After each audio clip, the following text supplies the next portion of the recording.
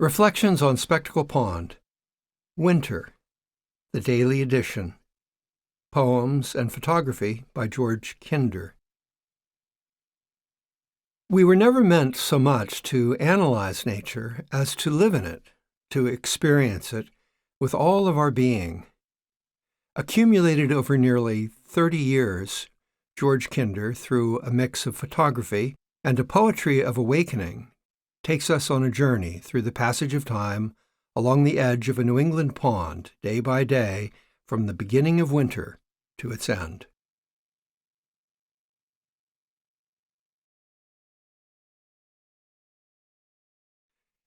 To Kathy. Acknowledgements. Introduction. Listening to Mother Earth. Each morning before dawn, I walk out a fieldstone path through an archway of bushes and trees to a cabin on a spit of land called by Native Americans Serenity Point.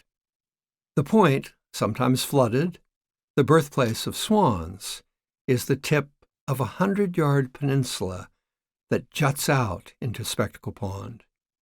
Nearly 30 years ago, I left my financial planning practice in Cambridge to return to Littleton, where I had done sadhana, spiritual practice, from 1971 to 1973. I left to revive my spiritual practice, to live in the weather, and to reflect my experience in poetry and photography. It was then, and continues to be, my passion to understand, through nature, the nature of the present moment, the only moment we have ever experienced, and the one place we experience freedom. In Reflections on Spectacle Pond, I have gathered poems and photographs from nearly 30 years to capture some essence of each week and each day of the year. The weekly edition was released in 2021, the first of 5 books. Winter follows spring, summer, and autumn to complete the daily editions that record each day of each season in more than 366 two-page spreads. I never knew for certain that I would complete this work, but from the day I began, I thought of it as my legacy. Reflections on Spectacle Pond is a book of hours, an epic poem, and an illuminated manuscript. My debt to the world of art and literature is nearly as great as my debt to nature herself. In particular, I owe a tremendous debt to the epic poets. Their greatest influences for me have come from the St. Matthew Passion, Sir Gawain and the Green Knight, and William Blake's Jerusalem. Each were written in a language foreign to me, though not as foreign nor as familiar as the voice of nature herself. My debt to Asia is also immense, in particular to the 2 great Japanese artists, Hiroshige and Hokusai, and to their acolyte, Vincent van Gogh, who, without ever leaving European soil, lived more in Japan than anyone I know. Most enormous of all, my debt to my constant companion over these past 40 years, the peerless calligrapher, poet, and Zen master of Japan, Ryokan, the Great Fool. I invite you to join me on my daily walks. Come in any season. You could start with the day you are in, or, like a novel, a narrative of a year, read Reflections on Spectacle Pond, the daily edition, straight through. Feel free to use each 2-page spread as a meditation on Mother Earth to start your day, or to support your own spiritual practice and search for the present moment. I am grateful for all reading.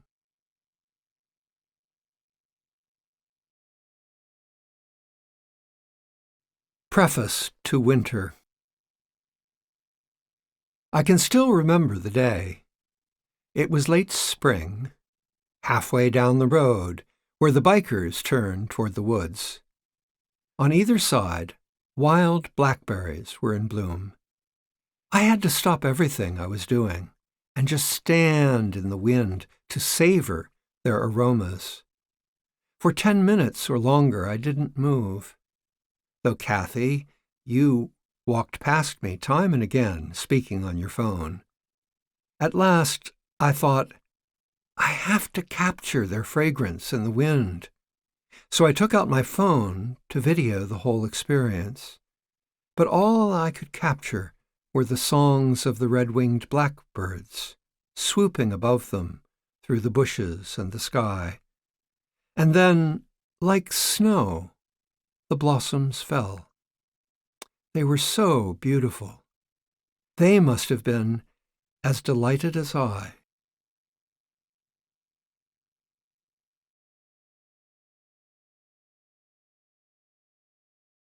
December 26th. Nothing but white light and golden light in winter's snow, the light of kindness.